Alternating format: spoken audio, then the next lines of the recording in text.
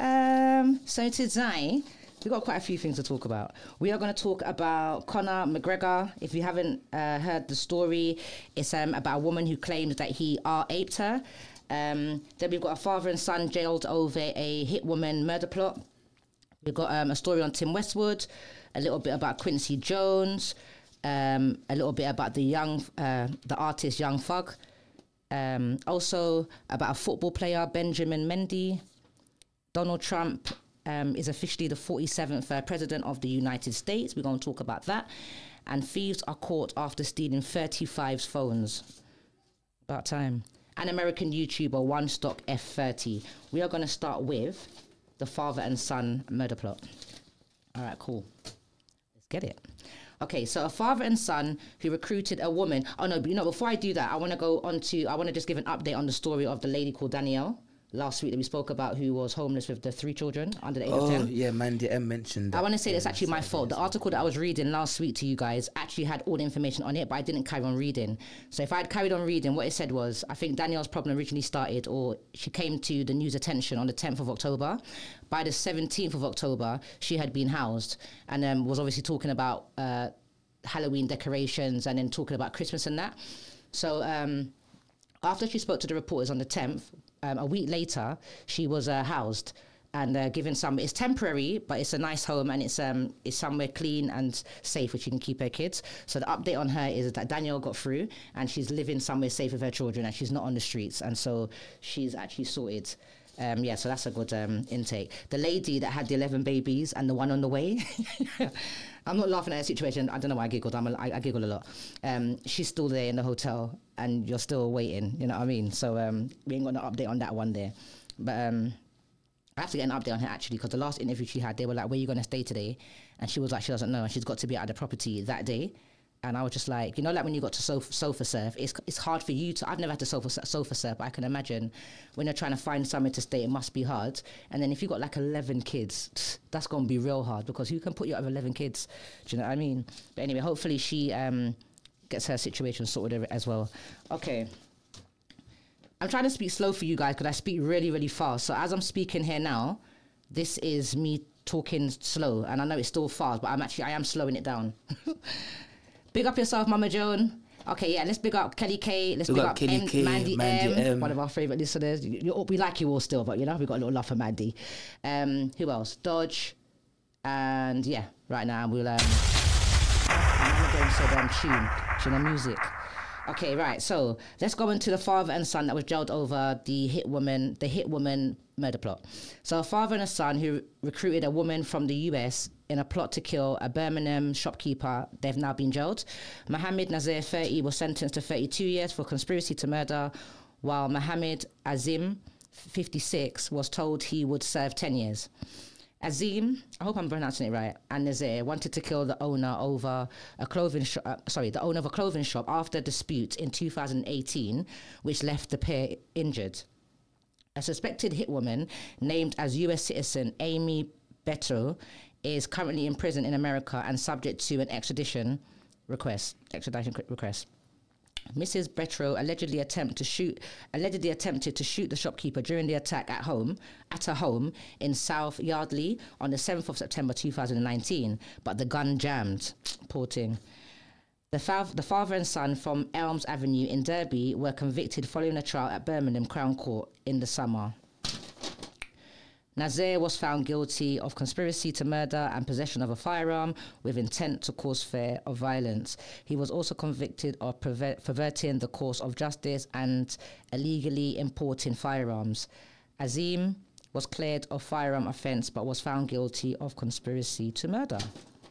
So first of all, thank God that the gun jammed, because if it didn't, we would have somebody unalived right now.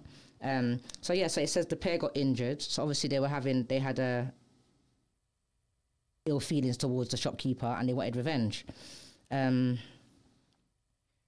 like this, like when someone gets someone to do something else for them and then they think that they're clean because it's not them that have got their hands dirty, but then actually when it all comes out and if you're the person that's recruited the person, then you're just as bad as the person that's done it. You've got blood on your hands because it's gonna catch up. Yeah, and if you didn't recruit the person, then do you know what I mean? Nothing would have taken place.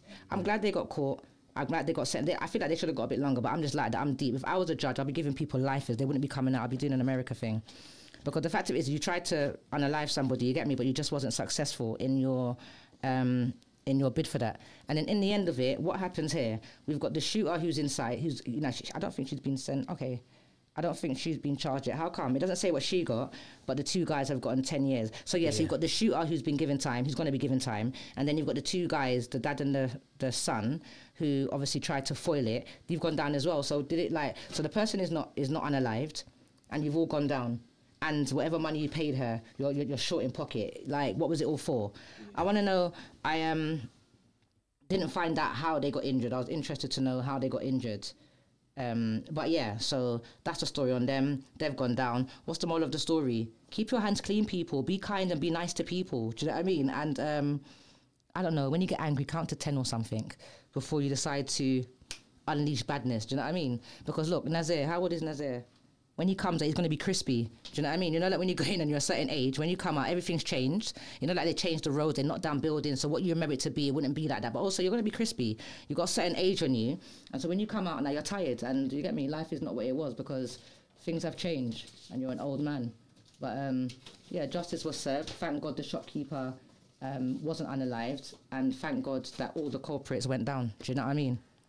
They're where they deserve to be. The next one I'm going to go into is the thieves. The thieves that are caught after stealing 35 phones. Because, like, they're a pest, in it, these phone thieves.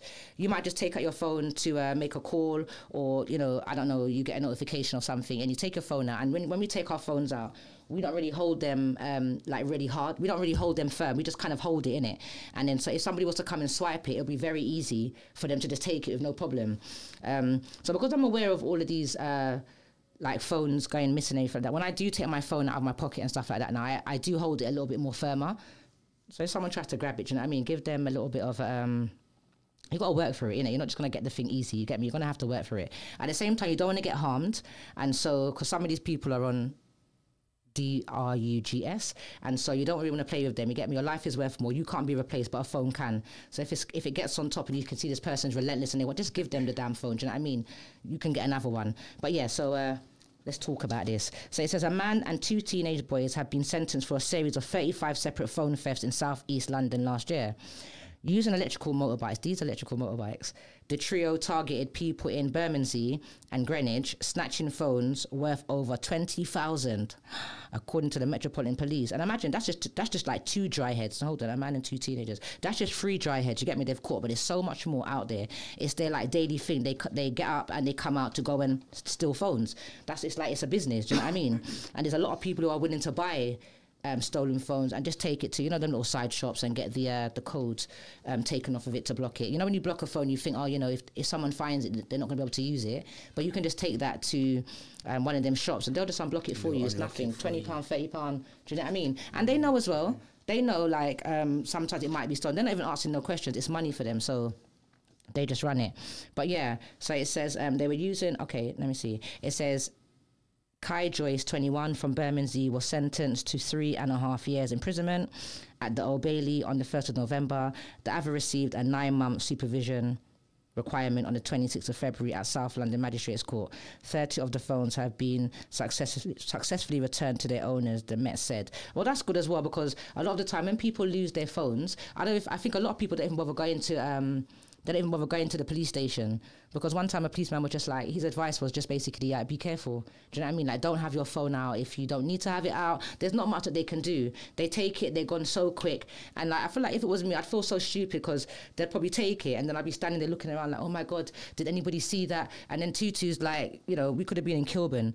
Within like 5 minutes, they're already in Ipswich. They move so quick, you know what I mean? Because they know what they've come out to do. They've come out and then you don't even realise you're a target. They've probably been watching you for the last couple of minutes. They're watching your whole play. They're watching your profile and everything like that. So when they come on you now, you're not expecting it, and then they just move in for the kill. I'm glad that they caught those three. Yeah. But that's just 3 out of many. There's loads. I mean, it's a daily thing, and certain areas are more targeted than others. I think like busy areas, areas where there's a lot of people, and people are like, you know, going about their daily business, and they're not really paying attention to much because they're rushing and stuff like that. So you're not paying attention to your bag being open. You know, like maybe your phone being in your pocket and it not being secured. And do you know what I mean? These people, they're on it. I remember a colleague that I work with was walking down Marylebone, and she literally got off the bus. She said there was 2 guys coming towards her. One of them asked her something. Before she knew it, when she finished talking to them, she went in her pocket to get her phone, and the phone was gone.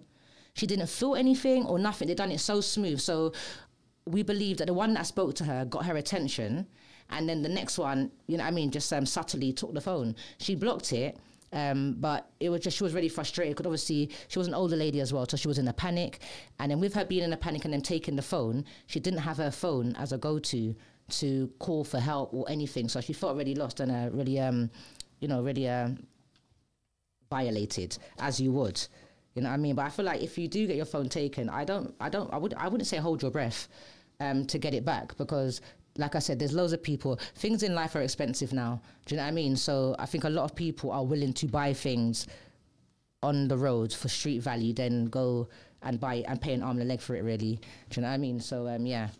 So I think the police have actually got to do more as well. You've got all these cameras around, and that's what I don't like about the CCTV. You've got CCTV everywhere, but the CCTV footage is grainy. You can't pick up things. What's the point of having all these CCTVs, which is meant to protect us and meant to bring people to justice and stuff like that, if it doesn't, you know, if you're not going to get a good picture?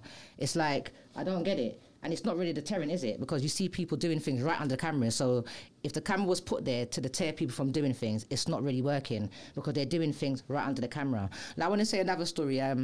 Of a guy who stole somebody's credit card. He went to someone's house and he stole someone's credit card. And the area that he stole it in, he literally went like 5 minutes away, not even that, and went to the pizza shop. I've never heard anything so diabolical in my life.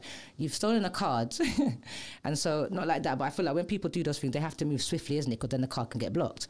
But you went to the pizza shop. You went to the pizza shop, you already ordered a pizza, and remember, it was in the area that he had done it in. So obviously the person must have got a notification on their phone to say, you know, like on your phone, you've got notifications that let you know when you've used your card. So that he got a notification on his phone to say that the person's in Pizza Hut ordering a pizza. He knows it's not him, he knows his card got stolen. So he caught the guy in the pizza shop. And I just thought to myself, what a stupid thief. If you're going to do things, try and do it properly, innit? Like, but why did you go and buy the pizza in the pizza shop that was like 5 minutes away from the man's house, and then he came and held you? It's like, use your head. Like, stay away from drugs, man. But, okay, next. Let's talk about... No, let's go on to this. Let's talk about Conor McGregor. Okay. All right. So, a woman who claims she was R8 by Conor McGregor has said she feared she was going to die and would not see her young daughter again. Nikita Hand, who was also known as Nikita Ni Lamin, told a civil court the mixed martial arts fighter grabbed her neck in a chokehold. She also claimed that the more she struggled, the more he seemed to like it. Miss Hands, a 35-year-old hairstylist from Drimna, in Dublin, sorry, my pronunciations, yeah, wiped away tears and was visibly shaken as she gave evidence on the second day of her civil case against Mr. McGregor and his friend James Lawrence. Miss Hands is claiming civil damage against both men, alleging they each raped her twice at a cocaine and drink-fueled party at the Beacon Hotel in Dublin in December 2018. Both men had strenuously denied her allegations. In an emotional morning of cross-examination, the woman's version of events were questioned by McGregor's counsel, Remy Farrell.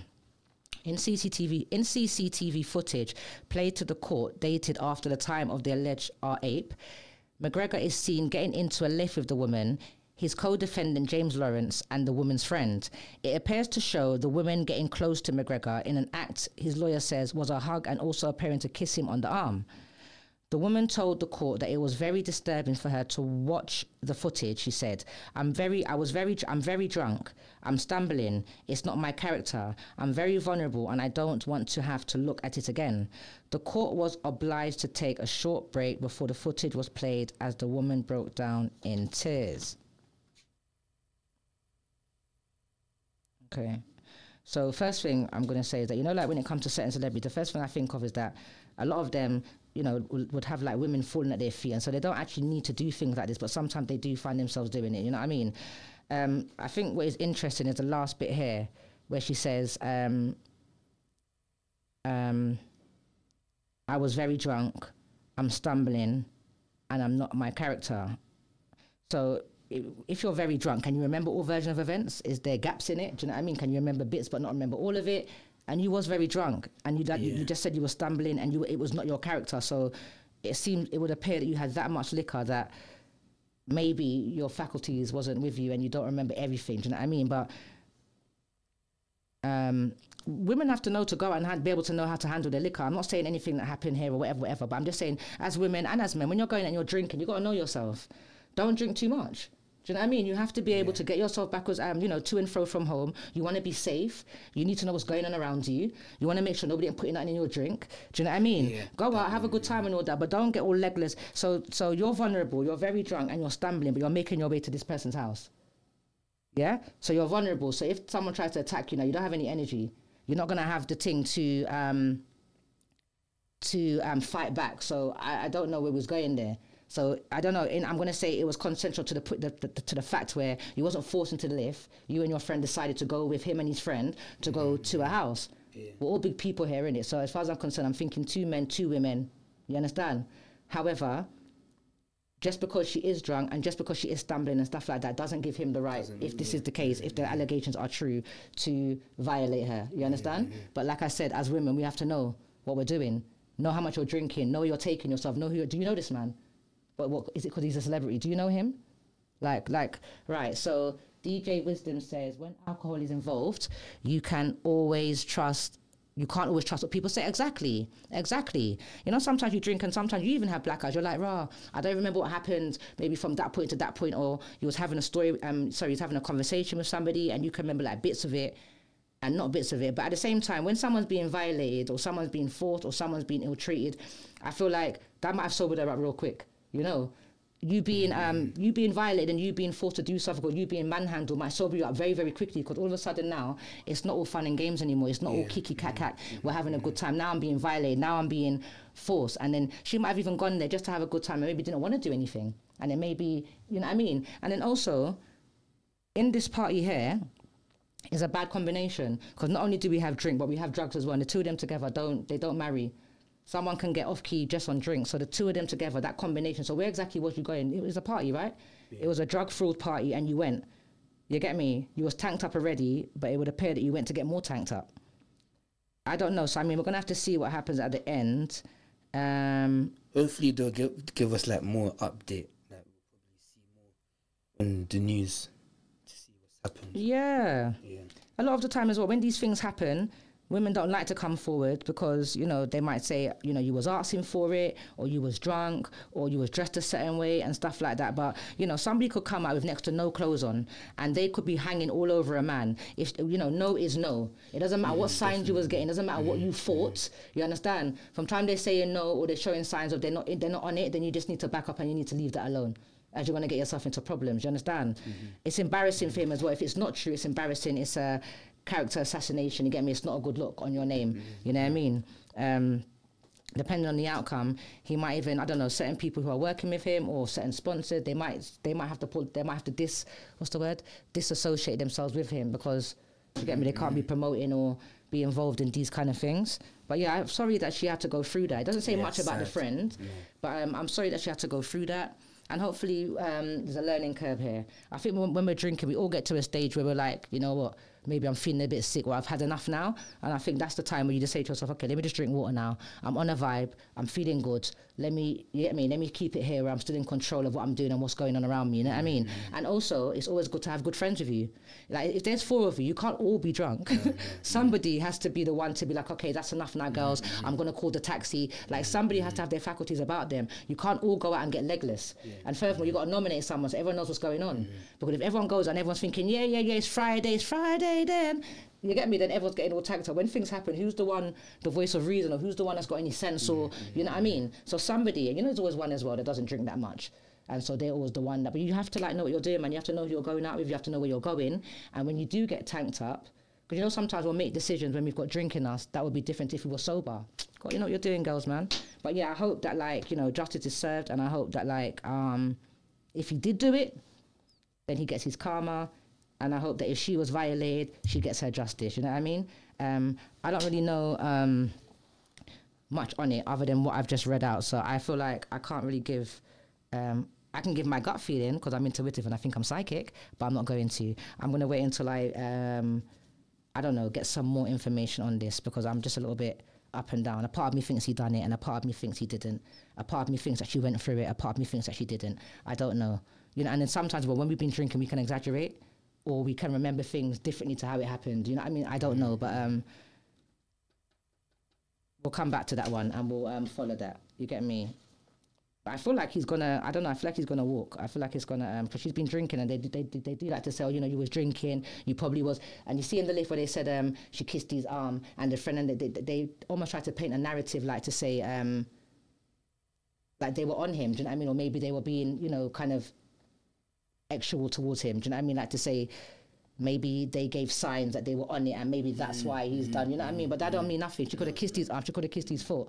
Do you get me? That doesn't mean anything. She was violated and at some point it looks like she was saying no and you didn't heed that, so it wasn't consensual in her eyes to what she's saying. Okay. All right. Let's see if we've got anything juicy here. Quincy Jones. It's not very juicy, is it? Hold on. Let's go for this guy. All right. So the American YouTuber that goes by the name of One Stock F30. So he's a YouTuber star who posts his videos and they normally, of him hitting top speeds in his BMW X5.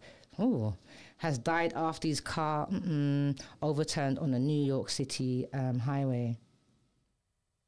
Like before I go into that though, if you're, why are you driving your car at top speed though?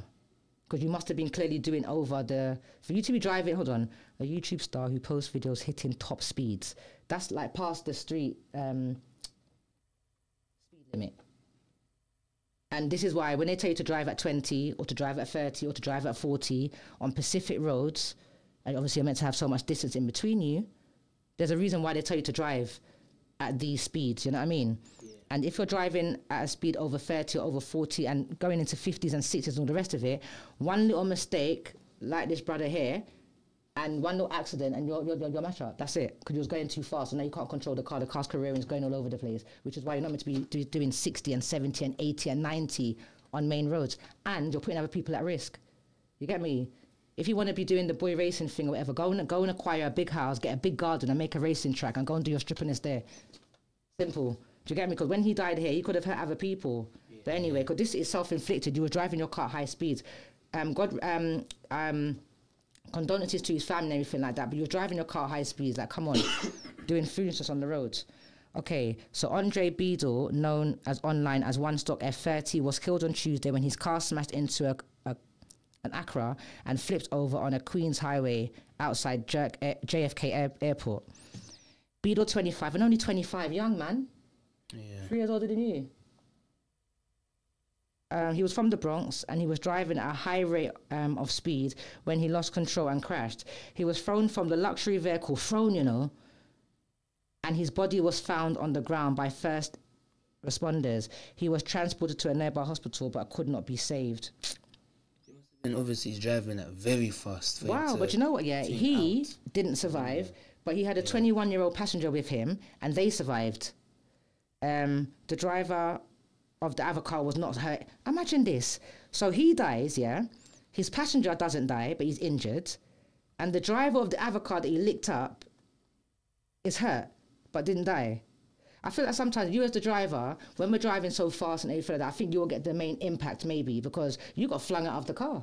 But your friend survived. He's injured, but your friend survived. So he didn't get the full impact that he got, do you know what I mean? But and the guy that you hit in the other car, you get me a little bit of injury, but you're good. It says the crash remains under investigation, but witnesses say it occurred during a street race, the Mirror reported. I was actually going to say as well that he probably should have been, in my opinion, he probably should have, this is the granny in me coming out now, like he probably should have been arrested before that, because if you're making high-speed videos on certain roads which are not meant to be going that far, that's a crime in itself, innit?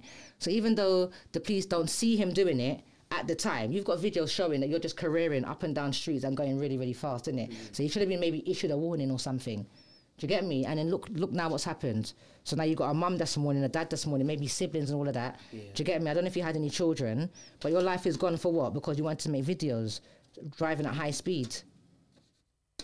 I don't know. So are we taking it the airbag didn't work? But anyway, he got flung out of the car, so I don't even think it was an airbag business. If he got flung out like that, the impact must have been so hard that the man gone to Dubai. He's out of there. We are going to... Okay, so I'm going to give you one more and then we're going to take a little break. So we're going to talk about the footballer. Oh, no. I want to go into Liam Payne quickly. I didn't actually have this in the write-up, but I saw something the other day. So, yeah, did you guys see that the Liam Payne, innit? Yeah. Like, more information is coming up. And they're saying now... 3 men were arrested. 3 people. So they're saying 2 staff members from the hospital and 1... person that's meant to be his friend. They're trying to find out exactly this friend, like how much of a friend he is, like whether it's a friend from that country or from back home, whatever. They believe that the friend is maybe the one that got him the drugs. However, I don't know what the 2 staff members from the hotel's involvement is. But also, which they didn't mention before, they're now saying, like they're saying he fell off a balcony. They're saying that the balcony was basically waist high. So I feel like they're saying that like they don't believe that. Yeah, I don't feel like they think that he fell. I feel like they feel like there was some ill play. I think so as well, to be honest. I think so as well. I don't know. I'd be very interested to find out the outcome of this. You get me? I mean, they did find the drugs in his system, so they know that he was under the influence of that. And then obviously, as we know, if you've got a combination of that and drink, the 2 of them together kind of maybe make you do things that you normally wouldn't do. Maybe you're feeling more confident, take more risks and stuff like that. But something doesn't really make sense. But I want to know I want to know what the involvement is for the 2 staff. I don't know if they lied about information. I don't know, did they make the call too late or what? But they actually said he was in his room mashing it up. And I just feel like it was a bit weird as well. Even when they said that he's in the room mashing it up, they've got a guest that's in the room mashing it up. They think that he's under the influence of, and they're scared that they don't want him to hurt himself. And I think they said they don't want him to fall over the balcony. And I just found that a bit strange. It's like, sometimes we don't think of things until when it happens. So I just find it's a bit strange that you said that and then he fell off the balcony. Do you know what I mean? Like, and I don't know in the situation how it works, but if somebody is in their room and they're behaving like that and they're behaving erratic, I mean, sometimes we have to wait for things to happen before they find a solution to it. But then shouldn't somebody have entered the room maybe? Is it not the hotel's duty if they feel like somebody is not in the right frame of mind and they may harm themselves? Is it not their duty maybe to enter the room to make sure that they're okay or whatever? At this point, privacy kind of goes out of the window, innit? Because the person is not in the right frame of mind. Their behaviors is concerning and worrying. So you would take a different... So like these foreign countries, when you go over there now and then our British people go over there and things happen, nobody wants to talk. Do you get me? Nobody wants to talk. They're all trying to hide things and rare. What happened to the man? You get me? What happened? And I hope he gets justice. And I do think that somebody was involved. I'll be very interested to know how this story ends up. I hope the man gets justice. And I hope that whoever done that fries. Do you get me? Because people is out of order. Talented man as well, just come and snuff at the man for what? It's part of One Direction, the music group, yeah. Mm-hmm. It's sad, you get me? It's sad, but it's worse when they can't get the relevant information that they need, you get me, to get to the bottom of it. Like his parents and that must want to know how. The initial that he fell over over the balcony or whatever, but the ins and the outs, like what did he do before that? Who did he conversate with?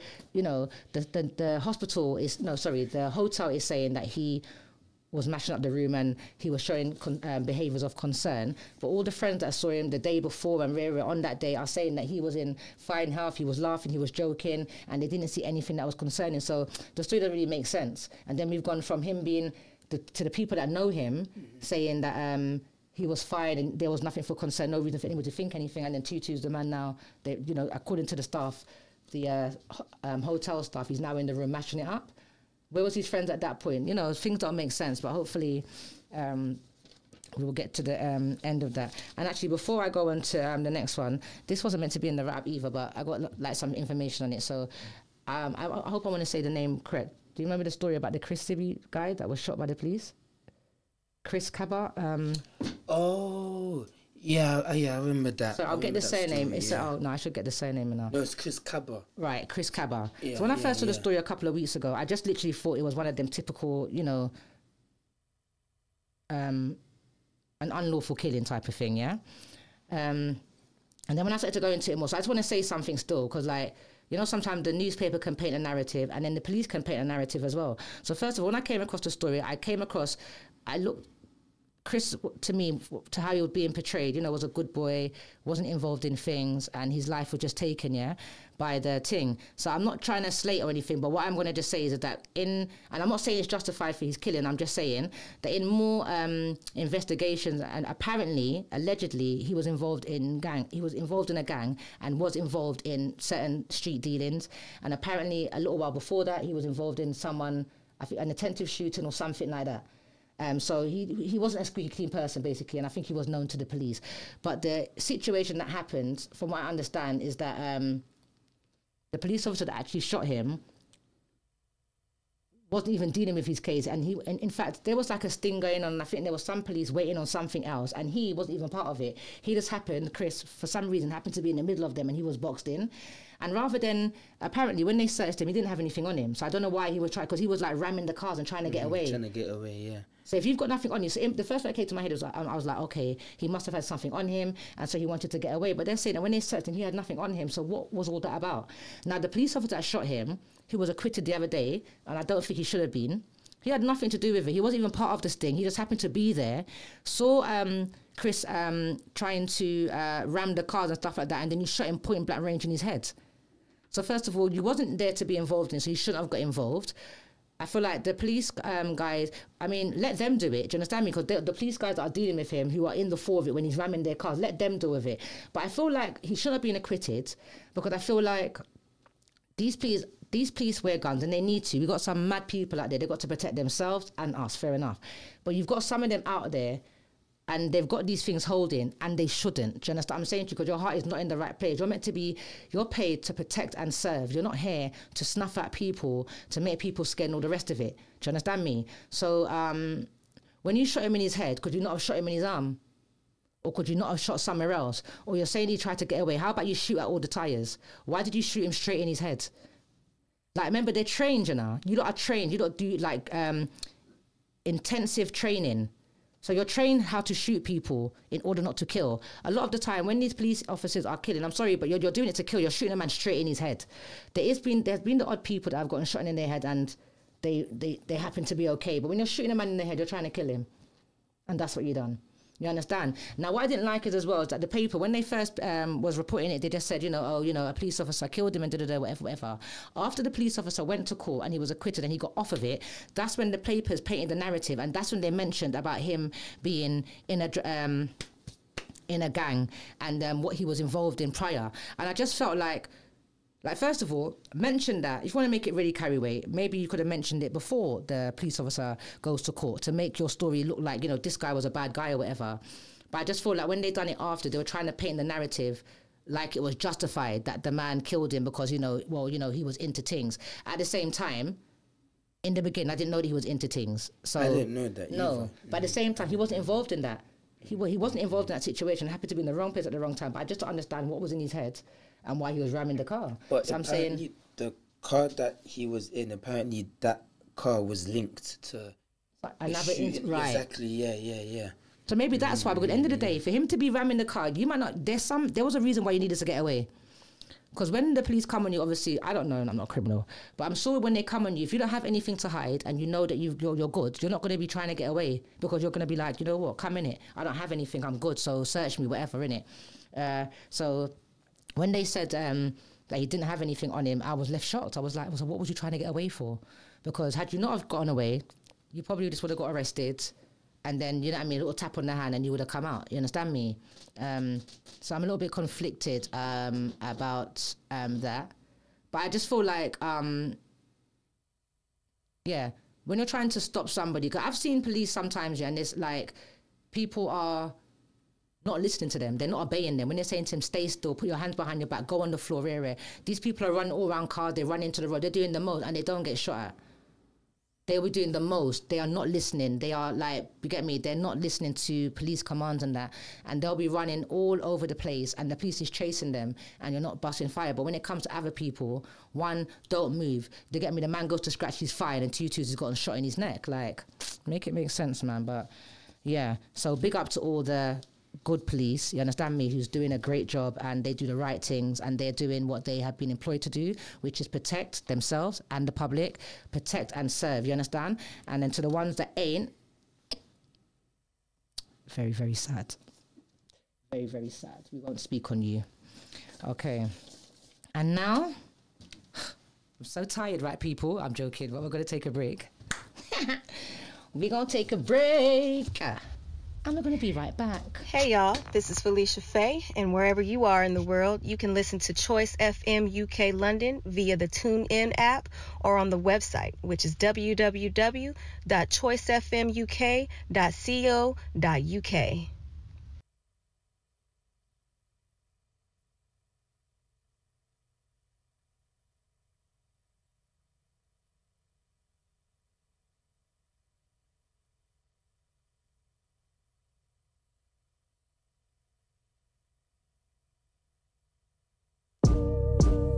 I know you hate how much you with me. I know you hate how much you with me. Just going to keep that one short. Choice FM UK. Choice FM. Choice Back into it. Oh dear. All right, so footballer Benjiman Mendy. Excuse me. All right, so Benjiman Mendy wins legal fight with Man City over unpaid wages. Pay the man his money after he was cleared of SA. So the footballer Benjiman Mendy has won his battle against Man City for the majority of his 11.5 million in unpaid wages. That's a lot of money, boy. The 30-year-old took the Premier League winners to an employment tribunal when his 500,000 a month salary was stopped in 2021. That's a long time. Mendy stood trial twice on a string of R8 and attempted R8 charges, but was cleared last year. Mendy told the court that he was assured by Man City then Chief Football Operating Officer Omar Barada he would receive his unpaid wages once he had been cleared. But the tribunal was told when Mendy messaged the chief in November 2022 asking for confirmation, he received no response. Right. So the footballer will be entitled to receive the majority of his unpaid salary, but not all of it. Mendy now plays for French League 2 club Lorient.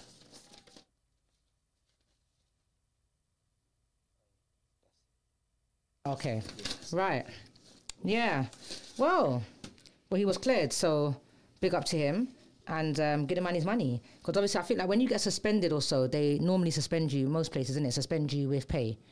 Once, if you have been charged and it's proven that you are guilty, then that's it, innit? I think your job will be gone and then there won't be no money owed to you. But if you clear it, then quite rightly so, you should get your money. Now, they always try to find a loophole because you stopped his money from 2021 because of these allegations and you had to wait in order for you to know whether or not he's going to be cleared to determine whether or not he gets his money.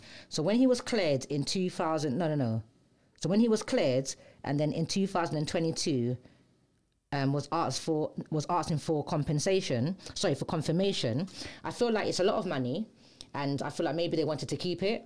Maybe they were hoping and maybe they were thinking that he wasn't going to bust case and then obviously the one they would get to keep it. You know, sometimes maybe the money's not there and maybe it's going to put them out if they give him that, but it's very simple. And so furthermore, more time you're suspended with pay, but he clearly was suspended with no pay, which must have been a big problem because that's a long time. We're in 2024 now. That's a long time. And for someone to go out such a large amount of money that they're used to spending, when you're used to having so much money to work with and then it's just taken from you like that, it's going to be really, really hard because you're probably used to spending big and then everything now has changed and you've got to like almost probably move like you're on benefits. But so here it's important to say it wasn't suspended with pay. It's coming like whilst they were sorting out and they were investigating, your pay was ceased. And they should have given the man a suspended pay, to be honest. And then, because look, his bus case, he ends up being, he's cleared of it. So then if you had just continued to pay him, so you suspended him, but you had continued to pay him, you wouldn't owe the man nothing. He would have cleared case, and then it would have been like, okay, right, we're sorry about that, mate. You've cleared case, everything will resume back as normal. But you held on to the man's money, and then it's come like you don't want to give it. You know what I mean? So they got some money to give him. Yeah. To hold people's money and don't give. Even like sometimes when the courts have instructed them, do you know what I mean? You have to pay this or whatever. They still don't want to part with the funds. Because it's a lot of money. That's a lot of money that's built up. So they probably don't want to pay. And these people as well, sometimes, you know, your wages get taxed. But sometimes when they owe you money, like my workplace, when they owe you money that they've owed you for the whole year, that they should have been giving you every month in your wages, they decide to hold on to it for the whole year and then give it to you at the end of the year. It sounds good, innit? £1,500, £2,000 on top of your wages is really nice. Not when you're taxing it again. It's my money that you've taxed already, and then you decided to hold on to it to it accumulate to a big lump sum, and then you tax my wages and you tax that again. I'm not really happy about that. You've taxed my money twice, you know what I mean? You're taxing money that I've worked for already, that I've earned, and you're taxing it again because you decided to hold on to it.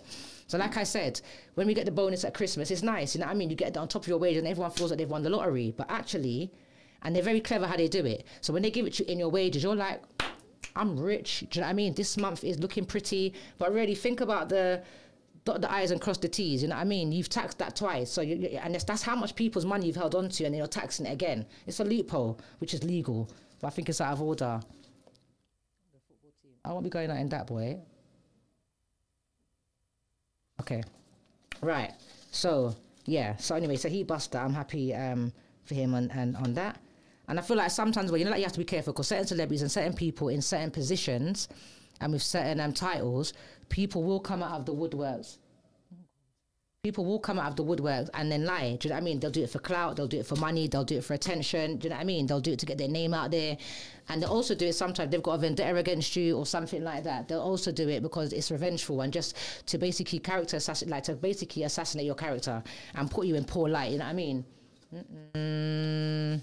Okay. Right. Let's talk about this old boy now, Quincy Jones. Sorry, Quincy, we love you really. Is he not old? Is he not old? Isn't he old? He's crispy, but he's good. He's talented. We like Chris. I'm just saying, you know me on my words already. I'm very descriptive. I'm crispy as well. Well, not crispy, but I'm getting there. Right, Quincy Jones. So the celebrated US musician, and producer who worked with Michael Jackson, Frank Sinatra, Ray Charles, and many others, has died. Oh no, at the age of 91. You know what? He's a better man than me. I don't know how long I'm going to go for, but I don't think I'm going to make it to my 90s, boy. I think I might make it to my 60s, 70s, but we're going to manifest long life. Maybe I might be 101, who knows? Okay, so Jones was best known as a producer of Michael Jackson's Thriller album. Over a career spanning more than 75 years, he won 28 Grammys, awards, and was named as one of the most influential jazz musicians of the 20th century. By Time magazine,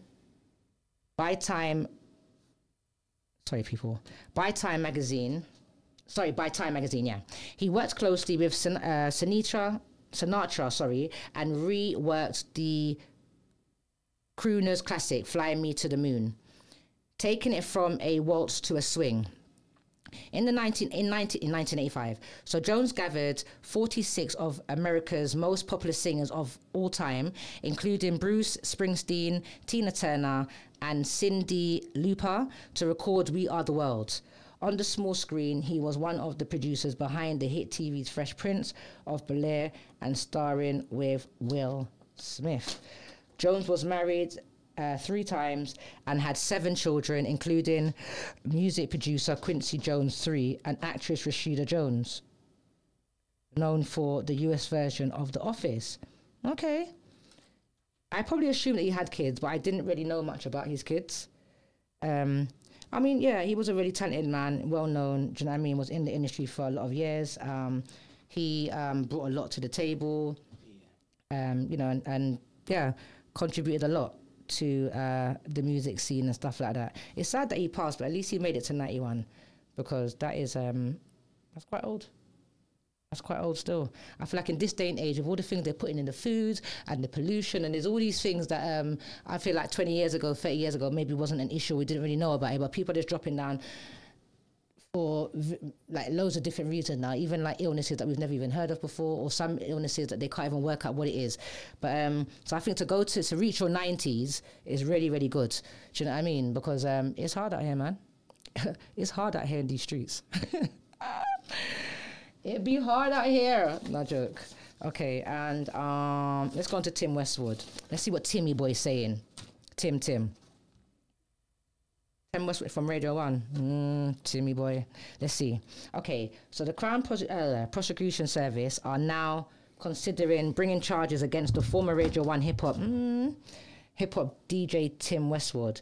The police have handed them all the evidence after a joint investigation by The Guardian and the BBC News in 2022.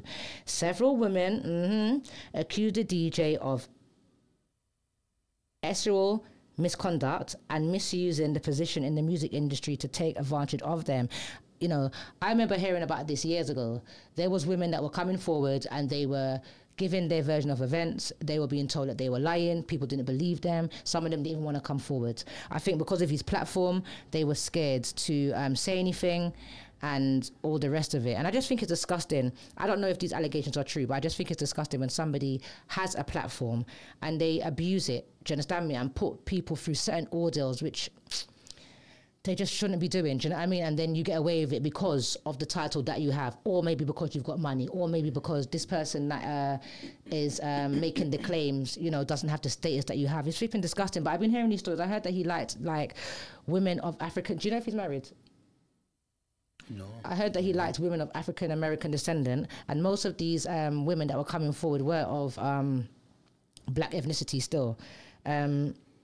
And there was a lot of young girls who were trying to get their music out there. And so him being a radio presenter and all the rest of it, they went to him to get their music out there. They didn't want any extras. No, you know, it's like a chicken, innit?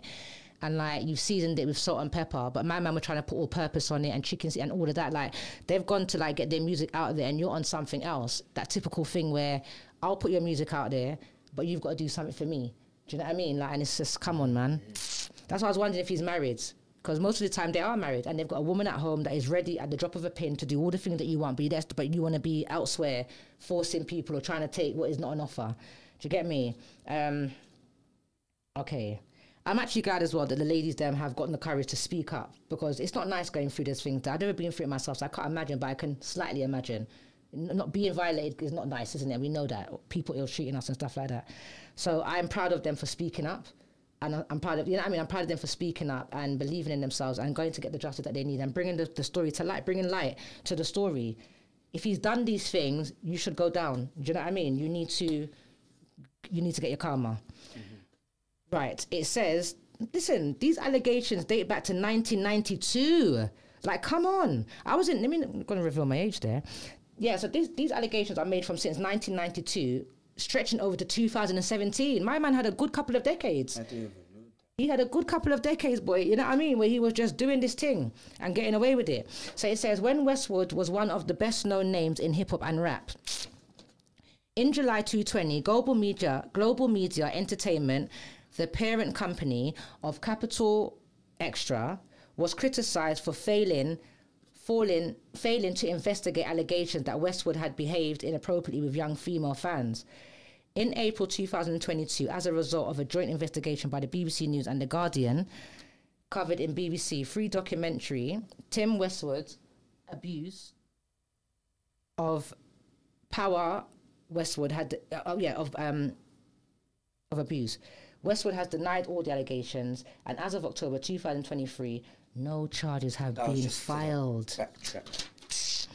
Well, basically, we're in, what do you mean I can't remember the month? We're in November 2024.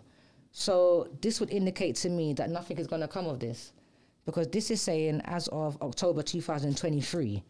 That was this time last year. Yeah. So it looks like the allegations that have come to the surface, it looks like, I mean, it doesn't say he was cleared, You know, so we, you know, because I'm a thing about words. So it doesn't say he was cleared. It says as of October 2023, no charges have been filed. So that doesn't mean that he is home free. It means he's home free for now, but he could still be charged at a later date. I feel like it's still maybe still open. He's denied all the allegations and no charges have been filed yet. You understand? I hate situations like this because it's literally someone's word against someone else's word. Do you know what I mean? Yeah. And then you know they always say you've got, so say that something happened between two people. So one person's A, the next person's B. So they always say you've got that person's story, and then you've got the truth. You get me? But I mean, so look, it says the allegation dated from when Westood. And also it's saying that more than one person has come forward. You understand? They're probably coming from different backgrounds, different walks of life, different areas. They're not linked, so there's no reason how they could come together. Maybe, you know what I mean, just like strike up a plan to be revengeful, just to, do you know what I mean, give the man a hard time or to paint a bad picture of him. So I hope that they get justice because there's too much people who have power, who have money, who are known, who do things, get away with it. And I almost feel like when they do it the first time, so I'm not saying that he has done it. This is an allegation that has been said. I don't know the girl. I don't know him. I'm just saying I've heard I've heard things like this about him before, but I wasn't there, so I don't know.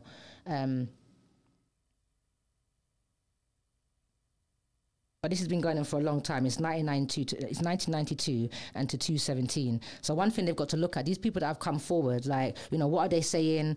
And like, they just got to look deep into this and see what it is. Because the fact that they've come forward, they found the courage to come forward, to speak up, to get the justice that they need.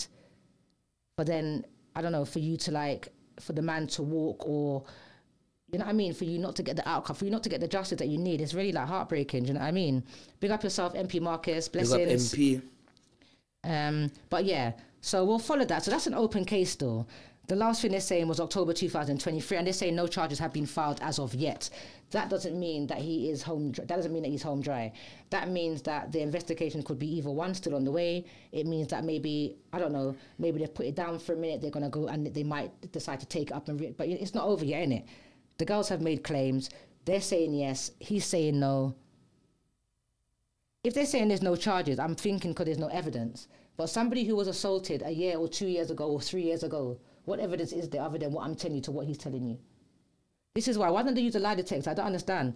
Like, they need to go and get those lie detectors. You know the one that's 99.9.9? Go and get that. Go and get one that is tried and tested and you can just find out if people are lying or not, man. What's wrong with England? I think they did it in America, no? The lie detector. So. If the lie detector works that good, do you get me? Why don't you use the lie detector to find out if people are lying and them something there? Too much weird people walking around, man. But anyway, so we'll, I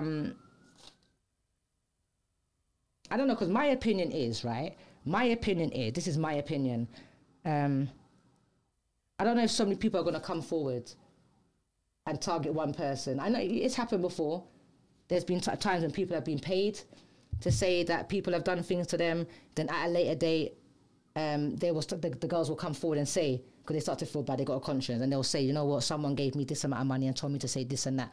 I'm thinking of somebody here where it happened to, and I can't remember, was it Michael Jackson? No, Bill Cosby. Bill Cosby is a prime example. Gave the man a star. They gave him his star in the Hollywood walk thing and everything. My man's been acting and been doing so much, and actually, do you know why they needed to break him down? He was going to buy Sony. And to be honest with you, they didn't want a black man to own it, you get me? So they had to do things to thing him down. I mean, the women came forward. They had that man rotting in jail, you know, crispy man, you get me? Had him rotting in jail. He was ill and everything. Yeah. He went through all that ordeal for no reason. The women then came forward. And I don't feel like... Was he released after that? I don't think so. It's like the damage had been done already. The main aim for that was to stop that man. Maybe he was, but obviously they're going to come forward, but too much had happened. At that point, he was really, really sick. He was an old man already. When he got inside there, he got more sick. And I think maybe him being under the stress and going through that and not knowing how it was going to end up and stuff like that, that didn't help, you know? But it just... examples of when they need you to be removed or they want to stop you from doing something, the lengths that they will go to prevent your shine, so to speak. You get me? All right, yeah, but Tim Westwood. So again, I'm going to follow that because I've heard of this from years ago, so I'll be very interested to know. I'm interested to know about all of them. So I'll be very interested to know if the case gets picked up again and how it ends up, and if these girls get the justice. Because that's the worst thing, speaking up, finding that courage, because, yeah, speaking up, you get me, and then for you to be made to look like you're lying, or, you know, because for the jury, they don't know. It's his story against her. They've got to listen to it and then make a decision and make a choice. One thing I didn't understand, though, is that even JD and Nike and all the rest of it, I didn't understand why you have, everyone goes on about, you know, the gangs and rate and not wanting to be a part of it and stuff like that, but they almost glamorize it. You've got certain people in certain videos, and even on Radio 1, they're throwing up this sign and throwing up that sign. What are we doing here? Radio 1 is meant to be, is it not like a family station as well?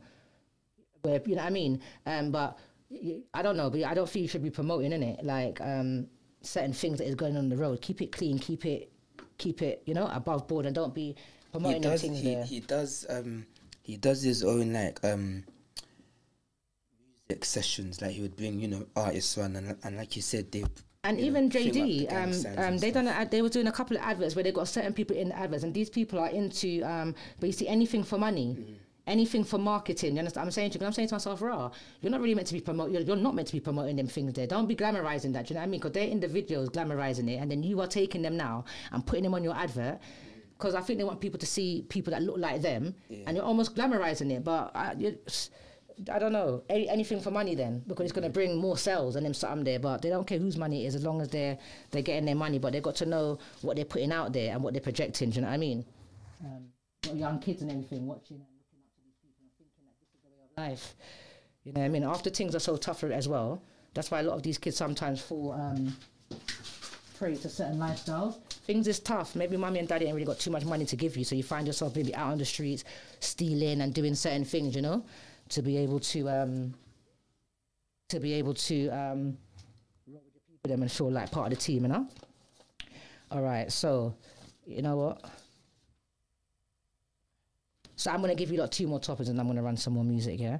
So we're going to talk about the old guy. We're going to talk about Donald Trump. He's officially the 47th president of the United States. 47? Okay, so he has been elected the 47th president of the United States.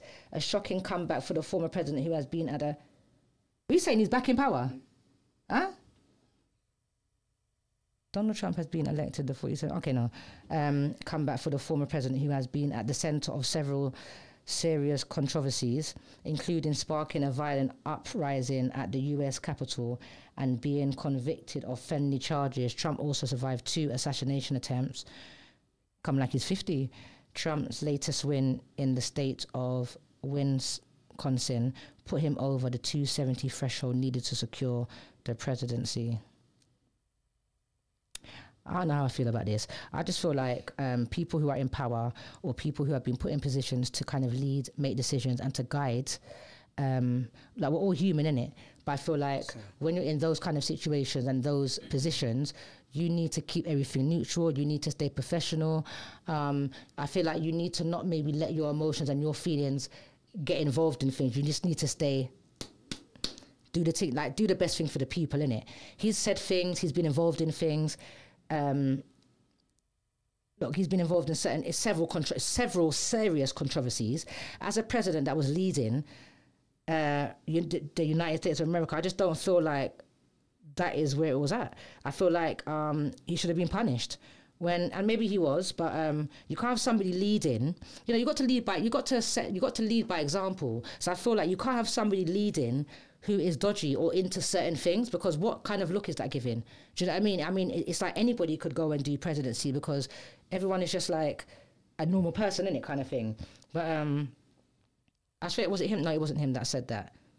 I think that he's dodgy anyway, and I was happy when he came out of power, to be honest. But then, you know, I want to say something as well. The media like to paint certain narratives, so they will put things out there, and then obviously we read it, and then we believe it. So when I done like some little investigations on him, this man actually has given donations to black communities. He's done a lot, but they don't talk about that. They talk about the things that, I don't know, the things that he's done that puts him in bad light. And don't get me wrong, he's not squeaky clean, and he has done certain things. But he has really given to, you know, the the poorer communities in America and help them to do a lot of things which they don't. I was really shocked with the list. I can't remember all of them now, but there was a long list of things that he has done and that he has contributed to, and they don't mention anything about that. They more painted the narrative that he was racist. And so when I was following the newspapers and everything, I was believing everything they told me, because the news, right? So I was believing what they were saying. And then when I went and done my investigation, everything like that, it's just the newspapers again trying to paint a narrative to try and get the people them to sway and make them think like how they think, type of thing. You get me? He's actually an okay man. When I read what he's done and stuff like that, he's actually an okay man. I don't know why, and maybe that's why the paper wanted to paint that narrative of him, to maybe get the people to turn on him. But there's a lot of people who don't like him, and the reason why they don't like him because they say he's racist. But that is what the papers then painted. That's what they so I remember there was certain people, and it was like his rally, and like there was like one black guy wearing a red Trump hat, and people were like, "You sell out, what you doing there?" and rare. But I rated him because at the end of the day, he supported him, and he wasn't going to not go there because everybody else is not supporting him. He went because that's what, you get me? He went because he was in support of him, and he was following his heart and following what he thinks is right. But as I said, as I went on to read about him and learn more about him over the years and everything, this man has done a lot for communities, more than others, more than the government. Do you understand me? When certain areas in America is deprived and everything, that furthermore you make them like that by giving them the bare minimum and helping them to stay, you get me, in squalor. Do you understand what I'm saying? I'm not trying to give them resources or build up the area and create jobs and create opportunities, you understand me, so the people them can do better things to themselves. You kind of just leave them there. You kind of like dump money into the affluent areas, and the areas that are the nice areas that will benefit from it, kind of thing, more from it, rather than putting into the ghettos, you know what I mean, and the areas that are deprived and don't have nothing and that need. You get me? It's really, really bad.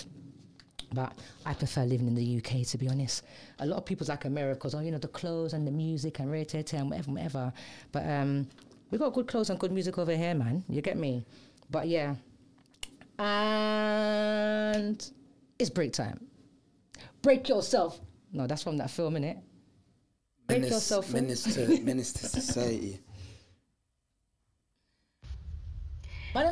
Hey y'all, this is Felicia Faye, and wherever you are in the world, you can listen to Choice FMUK London via the TuneIn app or on the website, which is www.choicefmuk.co.uk.